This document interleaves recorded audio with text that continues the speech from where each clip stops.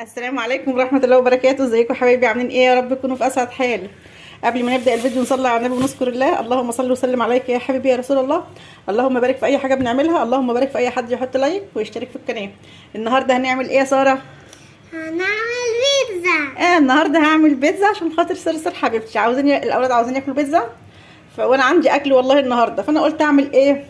نص كيلو دقيق بس كده، ونص كيلو وحبة، يعني بصوا اقل من ربع كده.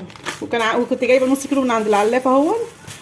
وساره كانت هتدلق دلوقتي في الارض وزعلت وقعدت تعيط. فطبعا ايه، عجينه البيتزا اي عجينه بالشكل، يعني اي عجينه انت بايدك. يعني اهم حاجه في مكونات العجينه، نبدا من جديد. اهم حاجه في مكونات العجينه هو الدقيق والميه والخميره والسكر، ذره السكر عشان تتفاعل الخميره، وملح. انت بقى عاوزه تضيفي اي اضافات، عاوزه تحطي بيضه كقيمه غذائيه، كوبايه زبادي، لبن بودره. فطبعا اي العجينه بتبقى فيها اضافات، اللي موجود عندك حطيه. انا هحط عليها لبن بودره، معلقتين كبار لبن بودره، معلقه خميره، معلقه سكر صغيره، وذره ملح. هي دي المكونات العجينه. فاحنا دلوقتي هنبدا مع بعض نعجن العجينه بتاعت البيتزا، نعجنها ونسيبها تخمر، وهنقول هنحشيها بايه. طبعا ايه، حسب ما تطلع ممكن هطلعهم 3 بيضات صغيرين او بيضتين كبار. فطبعا دول ايه، عشان ايه، دول يعني يعتبروا كيلو الا ربع دقيق، فممكن او اقل من كيلو الا ربع، ممكن يطلعوا 3. وطبعا نحط في العجينه ايه، معلقتين زيت، معلقه خل، ذره ملح. مع المكونات دي عندك كوبايه زبادي حطيها، عاوزه تحطي بيضايه حطيها، مش هتقول لا، وهتبقى طعمها احلى كمان. بس احنا بنعمل باقل التكاليف.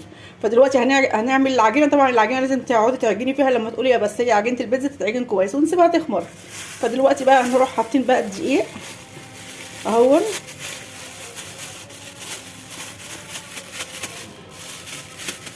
وطبعا الميه ايه، ميه من الحنفيه عادي، لو الدنيا ساقعه ميه فكره.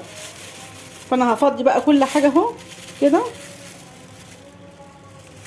وهنروح حاطين الخميره والملح ولبن البودره، ونقلب كده على بعض كده، ونروح حاطين بقى ايه، ذره ملح،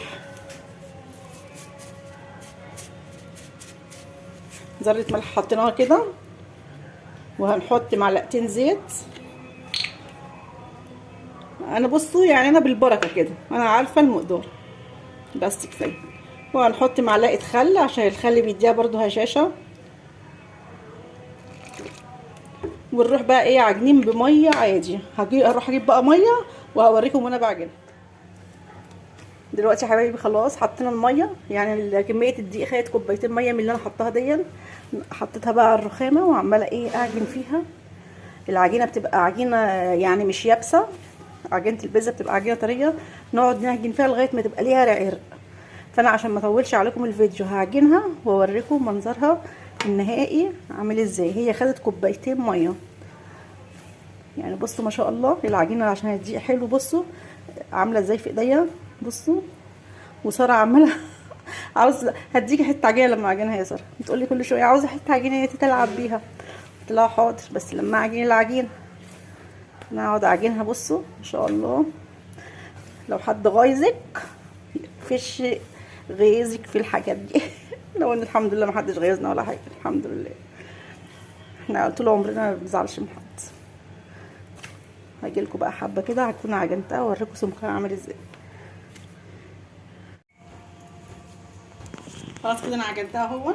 نحط بقى ايه، حبه زيت، نقطه كده، نحطها في الطبق اللي احنا عجننا فيها ونحطها ونسيبها بقى تخمر. بصوا هي سايله، بصوا ليها عرق ازاي. نسيبها بقى ايه تخمر قبل ما نجهز الحشوه بتاعتها. نغطيها بقى ايه باي كيس كده اهو. دلوقتي يا حبايبي خلاص العجينه ما شاء الله خمرت اهي، بصوا ما شاء الله. هنحشي بقى، نعمل واحده ايه، واحده بالسوسيس اهو. انا قطعته شرايح وحطيت عليه قطايه وقرن فلفل ومعلقتين زيت وحبه فلفل اسمر وحبه زعتر، ودي بسطرمه. وهنعمل طبعا دي جبن مشكله، موزاريلا، رومي، شيدر، وطبعا فلفل الوان. ده كان متفرز عندي الاتنين دول، بس ده فريش، وزيتون، وايه تاني، وطماطم مقطعه شطرنشات. وعملت صلصه البيتزا بتتعمل على طول سهله كده. هو حته صلصه من الفريزر ومعلقه زيت وحطيت عليها حبه زعتر وربع معلقه سكر وربع معلقه ملح، دي اللي ندهن بيها الايه البيتزا. وحضرنا الجبن بتاعتنا، ده الحشو بتاعنا. انا هعمل واحده بالجبن وواحده بالسوسيس، او ممكن لو اتقضوا 2 بالسوسيس وواحده بالبسطرمه، يعني انا هعمل 3.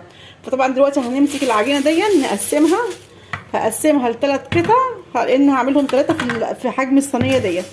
يعني بصوا في حجم الصينيه دي، فانا هعملهم دلوقتي هقرصهم 3 وهاجي لكم تاني. او بصوا يا حبايبي، انا جهزت الصواني اهي، دهنتها زيت اهي، جهزت 3 صواني اهي، والصينيه الثالثه اهي اهم، دول اللي هعمل فيهم. كل واحده هتبقى فيها بزيتها. والعجينه اهي بصوا ما شاء الله خمرت اهي، بصوا عامله ازاي. انا هفضيها هنا اهو كده ما شاء الله. هقسمها بقى ايه، بصوا يعني هقسمها ل3 كور كده، بصوا. واروح بقى طبعا يعني ايه، اي معجنات لازم نخرج منها الهواء عشان خاطر ايه تنجح معانا. ودي البيتزا من انواع المعجنات. وبرده هنسيبها ترفع شويه عشان لما نيجي نبططها في قلب كل صينيه تبقى ايه، تبقى هايشه كده وجميله كده. هكمل بقى وهسيبها بقى ايه 5 دقايق تاني وابططها ونعمل مع بعض الحشو. هجيلكوا حبه، هجيلكوا تاني. وساره عاوزاها تطلع على المطبخ باي طريقه. اهي دي واحده كمان اهي، انا عاملاهم 3 ماشي. حبه وهرجع لكم تاني. بصوا حبايبي، انا فردتها اهم في الصواني. ودي رحت ايه، جبت الجبنه الموزاريلا ورحت حطيتها على الحرف، واجيب الحرف كده واتني، واجيب حرف كده واتني. انا هعمل واحده كده بس، والتانيه هعملها عاديه جدا. انا اول مره اجرب الحكايه دي، بس ايه زي الجاهزه يعني، احنا بنقلد بقى الجاهز. البيتزا دي لو هنجيبها من بره هنجيبها فوق ال100 جنيه. انا مكلفه اللي يعني ممكن كلهم مش متكلفين حتى يعني الحاجه كانت عندي في الفريزر بصراحه وعملتها، لان ايه في حد عزيز على قلبي جاي النهارده بيحب البيتزا، فعملتها عشان ايه نفسي ياكلها من ايدي. فانا ايه هخلصها بقى، بصوا بتبقى مبرومه ازاي، هتبقى شكلي كده. هخلص بقى مع نفسي وهرص بقى البيتزا كلها ونحطها في الفرن وهوريها لكم في المنظر النهائي شكله عامل ازاي. حابه حبايبي انا هزوق معاكم واحده، وبنتي هتعمل الاثنين دول، دي هتعملهم بواحده بالجبنه وواحده بالصوص. انا اعمل مبسطرمه عشان هي بتقول لي انت ما بتعرفيش تعملي بيتزا، يعني مين اللي عاملها يعني. فانا هجيب الصلصه واروح دهنها كده اهون، هنروح دهنين الاول كده.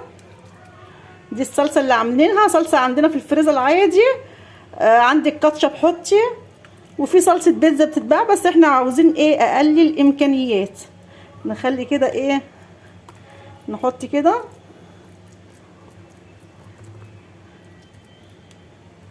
يعني. هي بنتي بقى بتقولي انت ما بتمونهاش يا ماما، انت مش عارفه ايه. فانا ايه هعمل بقى واحده مبسطرمه دي اللي انا عملتها، ده انا حاشيها من الجناب جبنه موزاريلا بس كده. ونروح بقى ايه حاطين حبه جبنه بقى كده، بصوا نرش بقى حبه جبن كده، نرش جبن كده، ونروح حاطين حبه فلفل برضو كده،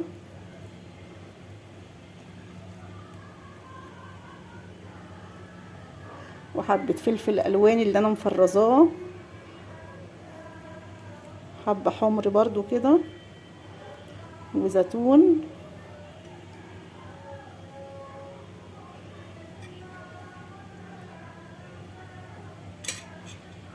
كده. بصوا العمليه سهله جدا. ونروح حاطين برضو الطماطم اهي، انا كنت مقطعاها شرايح لكن بنتي قالت لي لا هنقطعها جوانح. نروح برضو رصصينها كده. ما بيعجبهاش اي حاجه بعملها، يرضوكم يعني، مش انا اللي بعلمها. هما بقى جيلي البيتزا بتفنن احسن مني، بتقول لي انا بعمل احسن منك، فانا سايبه لها بيتزتين تعملهم وهنشوف المقارنه بتاعتي الاحلى ولا بتاعتها كده. ونروح بقى حاطين البسطرمه كده، نروح بقى ايه عشوائي كده يا جماعه. ونحط بقى على الوش ايه حبه جبن، يعني ممكن نحطها في الفرن وهي بقى ايه طالعه كده، نرش بقى حبه جبن عشان الجبن تبقى سايحه بقى، او سايحه ونايحه كده. نخلص البسطرمه كلها. والله كانت حطيت بسطرمه عندي في الفريزر، يعني ما اشتريتش اي حاجه من بصوا من اللي موجود في البيت، وبتبقى تحفه بقى بالتونه، بس للاسف ما عنديش تونه. احنا بنحبها بالتونه جدا. ان شاء الله مره تانية اقطع الحته دي كبيره اهي كده، ونروح بقى برضو راشين حبه جبنه كده، حبه صغيرين، وبعد كده نحط بقى حبه جبنه لما نكون ايه واحنا مطلعينها من الفرن، يعني حبه برضو كده ما يضرش اهي. ايه رايكم بقى؟ بتزايد شكلها جميل ولا لا؟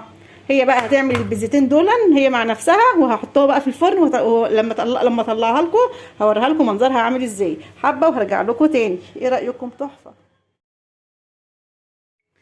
دلوقتي يا حبايبي طلعنا صواني البيتزا ما شاء الله، بصوا عليت قد ايه وشكلها تحفه تحفه تحفه. بصوا الجبنه دي بالسوسيس اهي، بس هي لسه سخنه، ودي بالبسطرمه، فطبعا هي لسه سخنه، وانا طبعا اللي انا عاملاها لهم لسه ما جوش، وانا خايفه تبرد عشان الجبنه الموزاريلا ما تفضل بتشد. فانت هروح بقى ايه، انا مش هقطعها دلوقتي معاكم، انتوا عارفين اللي هي عاليه وهتنط ولا كل حاجه، انا جايبه انواع جبن نضيفه. هتروحي مغطياها لما تكون نفس الحاجه كده، هتغطيها بورق حراري كده عشان خاطر ايه ما تبردش، لان هم لسه من قدامهم بتاع ربع ساعه قبل ما يجوا وهم اتاخروا. فانا دلوقتي ايه، هي دي بقى طريقه البيتزا بتاعتي، وايه رايكم في شكلها؟ وبصوا استوت وطريه ازاي وجميله. بس انا طبعا مش هبهدل شكلها عشان هم جايين، ومش هفضل اصور وهم موجودين، لان الاولاد هيبقوا كتير وهيبقى في دوشه. فطبعا دوت كان فيديو البيتزا النهارده. لو عجبكم حطوا لايك واشتركوا في القناه عشان يوصل لكم مني كل جديد، والسلام عليكم ورحمه الله وبركاته.